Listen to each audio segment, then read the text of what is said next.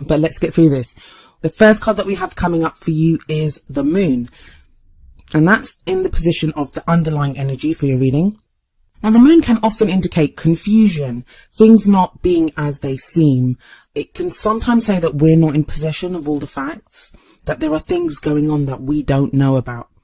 Now, I don't usually see this as a card that indicates lies, unless there's like other cards that come up, like the Seven of Swords, or, you know, other cards that would indicate that kind of betrayal or lying or treachery even.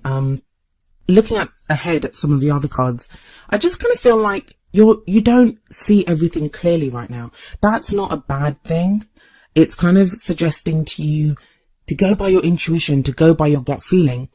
I think it's important for you, Gemini, to be reminded to do that sometimes.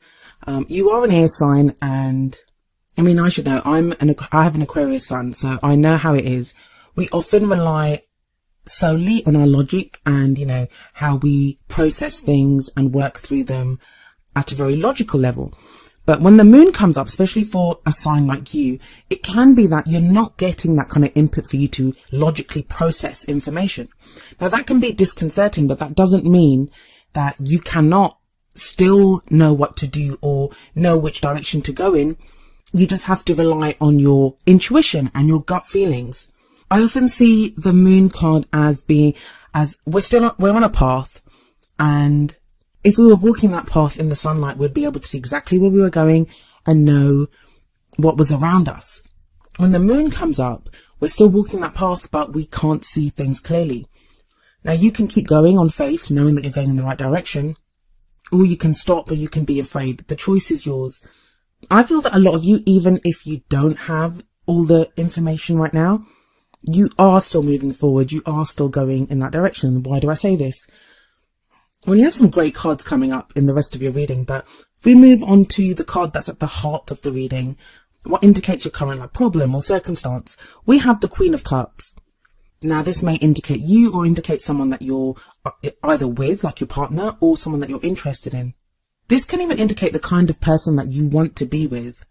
And the Queen of Cups she's the most intuitive out of all the queens. And I know I'm talking about queens, and I'm going to be referring to her as a she, but as I always say, the energy can apply to you whether you identify as male or female. So as I say, the Queen of Cups is very intuitive. She's reached mastery in her emotions. She's very caring. She's very loving. She's very supportive. She's a very soft, caring energy. And I don't mean that to make her sound weak, because she's not at all. She's confident in her emotions and how she expresses them, and receives expressions of emotions from other people. Some of you may be looking for this kind of a lover, someone who's very kind of emotionally expressive, or you may be feeling that yourself now. And it wouldn't surprise me if this is how you are feeling, Gemini, because of the moon card as the underlying energy. In which case, that's great. You can use, the Queen of Cups, as with all the cards, it can go two ways. The kind of dark side or the negative side of the Queen of Cups is she can get lost in romantic delusions. She can get lost in kind of the more kind of darker emotional aspects. That's always the possibility there. So if you are feeling confused and not really sure of what's going on around you, it can be kind of easier to kind of get lost in illusions and delusions and fantasies. But I kind of feel, especially with the strong cards that come up everywhere else, that this is you kind of accessing your emotions, coming from a more emotional place rather than a logical one, which I actually feel is a good thing for you. If anyone can access the moon energy and know how to traverse that landscape, the moonlit landscape, it's the Queen of Cups. She would do it, because she would access her intuition, and she would know that it was the right way to go, because she would go on faith alone. And I kind of feel like that's where you're being pushed to go right now. In the past, you have the Queen of Pentacles. So this may refer to your energy in the past, or someone that you dealt with in the past. The Queen of Pentacles may refer to an earth sign. I don't know if I said this, but the Queen of Cups, it can refer to a water sign, which would be a Pisces, Cancer, or Scorpio. Now, I kind of always give the warning with that I say those signs, and you may be thinking, I don't know anyone like that, or my partner isn't that. Always take it with a grain of salt, because what that card really indicates is the energies of those signs, not so much the signs themselves, because I sometimes come up as the Queen of Wands, and that's because that's my rising sign is Sagittarius. But my sun sign is Aquarius, which should make me the Queen of Swords. So it gets a little bit tricky. Always focus more on the energies that come up for that card rather than the signs connected with it. I would happily not even say the signs if it wasn't for the fact that people love to hear it. So, you know, if you know the birth chart of the person that you're dealing with or for yourself, then great. Have a look at where that is in the chart, and that may give you some indication as to what the card applies to. So as I was saying, in the past, we have the Queen of Pentacles coming up, and this may indicate an earth sign, which would be Taurus, Virgo, or Capricorn. But what are the energies of those signs? Well, this is a very grounded person, someone who's very successful, knows what they want and knows how to work for what they want. Very supportive, very nurturing, very caring, and a very grounded energy, very solid, very stable, very grounded energy. Like I said, this may be someone that you've dealt with in the past. If you are in a relationship, this may be how your partner was in the past. They may have been like working too much. Maybe you've been working too much, that you've had to focus on practical issues in your life. Pentacles are all about those things that are tangible in our lives. So it can be finances, work, investments, moving house, anything that's solid and real and of value in our life. And maybe now the change here is to go from this very kind of practical energy that's been dealing with, you know, finances or the practical issues in one's life, to more of a romantic, loving energy, which we get in the Queen of Cups at the heart of the reading. But for some of you, this may indicate an ex-lover, someone that you were connected with and now are not, someone that you were interested in and you may not now be. If you had your eye on someone like this in the past, it may be now that they, that if you've not been messaging or you lost contact with someone like this, that you are now able to contact this person. It's kind of tricky to say because it's going to play out differently for so many of you. For some of you, all right, let me just break this down clearly because I seem to be like waffling on and not saying it very clearly. Apologies. Let's look at the two queens together because they're side by side. For some of you, those are going to be two different people. So it may be that you were with someone like that in the past, but now you want someone that's more like the Queen of Cups. For some of you, they will be people that are still in your life. You may have to choose between those two types of people. For others of you, it may be that your partner or someone that they were more like the Queen of Pentacles, so very solid, but you know, kind of more interested in practical things, not really interested in a relationship, but now they are with the Queen of Cups there. For others of you, this is going to be your energy, that you were more like this and now you are the Queen. But there is that shift. Now, whether it's someone that you're dealing with or whether it's your energy, there is what it clearly states is there is a shift from the practical and the solid and the stable to this more kind of romantic, loving, emotional energy. Whether that's what you have currently in your life or whether that's something that you're aspiring to move towards. I feel like for a lot of you that this is going to be someone that does show up, or someone that you're looking for right now, especially with that moon energy. What we have in the present though, is very interesting. And this is why I think that at least one of those two is going to be in your life right now. Because we have the Eight of Wands, and the Eight of Wands is all about messages, communication, maybe social media. It's like a back and forth in communication and messages with someone. The Eight of Wands is sometimes called the arrows of love. And we see those kind of arrows flying through the air, and they represent our communications. It's energy, it's passion, it's creativity. Wands to me are always like how we affect the world around us. For some of you with the moon card sitting above the Eight of Wands, it's like you're not sure how the messages that you have or what you have to communicate, how that's going to go over, but you do it anyway, and going just on intuition. And that would be, I mean, I always say, follow your own intuition above that of the tarot cards, above that of what I say, above that of what anyone says. Your own intuition, that higher part of yourself, it's never going to lead you astray. And right now, Gemini, I know as much as you love going by your thoughts, going by the logical analysis of a situation, you're kind of not able to do that. And it's good that you're not able to do that. I mean, have a look at the cards. There's not a single swords card in there. Swords are the suit for Gemini. If this reading isn't resonating with you, because you are feeling kind of very logical, I would kind of suggest you try to not think at the moment. And that sounds really strange.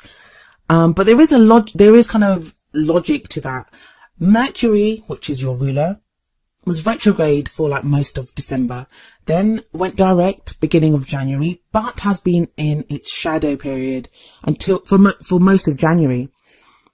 Mercury is how you think. Mercury is that planet of communication, of thinking, of information, how we process that information and communicate it. So with all of that that's been happening, you've not had access to your ruler like you normally would have. But that's all great stuff. Like, just because you're not able to process things logically, it doesn't mean you don't have instinct. It doesn't mean you don't have intuition. And I think for a lot of you, you're going to embrace this. It's going to feel good to actually feel, and you're going to reach out to someone or communicate with someone, or someone could do that with you and you will communicate back. Even if you normally would have liked to have sat and processed that, you know, whether you should do it or not. I think you're going to go on instinct, and I think that's a good thing to do. The reason I say that is the card coming up as your future energy is the Two of Cups, sometimes called the soulmate card. I'm trying to actually use the word soulmates less in my readings, because one thing that I've realized from comments, from questions that I've received, from the personal readings that I do, from the questions that get asked, everyone has a different interpretation of the word soulmate. I'm actually planning on doing a kind of live Q&A just about soulmates, just to answer questions that people have about soulmates. So if that's something that you think you'd be interested in, please leave a comment and let me know about that. But soulmates, yes. The future energy, the reason it comes up is to show you where you could be headed. That if you follow the energies that are coming up, this is the potential future open to you. And I say potential future because no future is written in stone. Because going by what this reading has said so far, if you decide, for example, that no, I'm going to wait until my brain comes back online, I don't want to follow my instincts, this is too freaky, or you know, that I don't like this, I don't like going by emotional stuff, I want to logically figure it out, then you've just changed your future. You've just changed what you're going to do. You probably won't be as open. You probably won't be as emotionally open in any kind of messaging that you have with someone, because you will kind of feel on the defensive a little bit. But on the other hand, if you embrace your emotional, this kind of new emotional side of yourself really openly, good could come out of it. And you have the Two of Cups coming up in the future. So what does the Two of Cups say, apart from just calling it the soulmate card? It's two people coming together. It's that kind of connection where you meet someone and you feel like it's fated. You've known this person before. They feel like you're missing piece. Like, you know, there's a very deep, intense connection here. And it can be platonic, because at its very core, what it speaks of is a relationship of support, of connection, the perfect combination of two energies of being. So like in a general reading, you can get the Two of Cups, and that can show a great business partnership, someone that is perfect for you, you know, in business. But this is a love life reading. So this could indicate someone that feels like your perfect partner when you meet them. Now, the future energies don't usually come about during the phase that the reading is for. So, I mean, a lot of this is going to be the Eight of Wands. So maybe you'll be communicating with someone. You may even meet this person online or through social media, but the seed for that feels like it will be born during this period. Where you will be by the end of this period, which is like the middle of February, is the Nine of Pentacles, and that's the kind of crowning energy. And I call it the crowning energy, but it isn't really, if you've been using other spreads, it's not that kind of a crowning energy. What it says is how you're stepping forward, how you're moving towards your goals, how you're moving towards that Two of Cups. And I think it's really important for you not to lose yourself, Gemini. The Nine of Pentacles is a card of independence, of enjoying the abundance that you have created, especially with that Queen of Pentacles sitting above the Nine of Pentacles. It feels like practically you'll be in a much more secure position than you probably have been in a while. But I mean, you can use that in two ways. You can either enjoy what you have alone and not want anyone else. You just think it's great to be single. I've got all this stuff and I just want to enjoy it. And that's your choice. It's a free will dimension. You can do whatever you like to do. But I feel for others of you, this is going to be a great kind of moderating and balancing energy. Because sometimes when the Queen of Cups comes up, if we're feeling really loved up, we can lose ourselves. We can lose ourselves to that love. It doesn't feel like you'll be doing that, especially with this Two of Cups, the promise of the Two of Cups, and especially if you're having like exciting or passionate interaction with someone. The Nine of Pentacles here says that you won't lose yourself. In fact, you'll have something within yourself, and that came about from either your interaction with the Queen of Pentacles or from a time when you had the Queen of Pentacles energy, that you have now created something for yourself and you're ready to share that with someone. Sometimes we can feel like we don't want to get into a relationship because we're still trying to create something for ourselves or to become something ourselves. And it feels like by the end of, by the middle of the month, you'll have reached a place where you are ready to share what you have with someone. And that's a brilliant, brilliant energy to have. You really have had the best reading so far, Gemini. So well done. Congratulations. If you have a look at some of the other videos, what I've been telling everyone is that the new year seems to have begun with this Aquarius new moon. And Aquarius is a sister sign of yours. So it wouldn't surprise me that you have all this kind of great, that, you know, you're benefiting from Aquarius season. And with the new moon that we've had in Aquarius, there are new things coming in for you. But the main message I would give you is go with your emotions. Go with your emotions, Gemini. Having a look at the oracle cards, the first card that we have coming up for you is engagement. And the card says your love life is ascending to a higher level of commitment. I mean, that says it all, really. It doesn't mean literally that you will get engaged, but for some of you, that may be the goal. That may be where you're headed. It may be now that the person that you are headed towards, with the seeds that are being sown right now, that's what they eventually lead to, is this kind of leveling up, a higher state of, a higher level of commitment within your love life. That's what it always says to me, this card, that, you know, there is that committing to someone or committing to a way of life. Now, I haven't actually like broken it down in terms of if you're in a relationship or if you're single. I've been trying not to do that because it confuses people. I'm trying to stick to just the energies so you can apply that to your own situation. But I mean, if I was to apply it, if you're in a relationship and you're like, I don't want to meet anyone else, I'm with the person that I want to be with, that Two of Cups that comes up as a future energy, that shows a connection with that person like you've never experienced before. That, you know, that you are now connecting at that very kind of deep emotional level. And that may cause you to want to level up in your love life with the engagement card coming up there. For those of you that are single, it's very obvious that you could meet someone like that. Even if there's no one on the horizon right now, it could indicate that. For some of you that are dating or you're not really sure about, you know, how things are going with someone, I feel like that's going to start to clear up very quickly this month, and you will be able to decide what you want to do. Even if there's no one around, even if you're single, I feel like if before you've just been interested in dating or like, you know, casually dating people, your level of commitment to your own love life is going to increase. So you will now think, I don't think I want to casually date anymore. I think I'd like to find someone a little bit more serious. And, you know, you're going to be projecting that when you do go out on dates, if you do date people, it's going to be less casual. It's going to be more committed. You're going to be looking for someone that is more committed.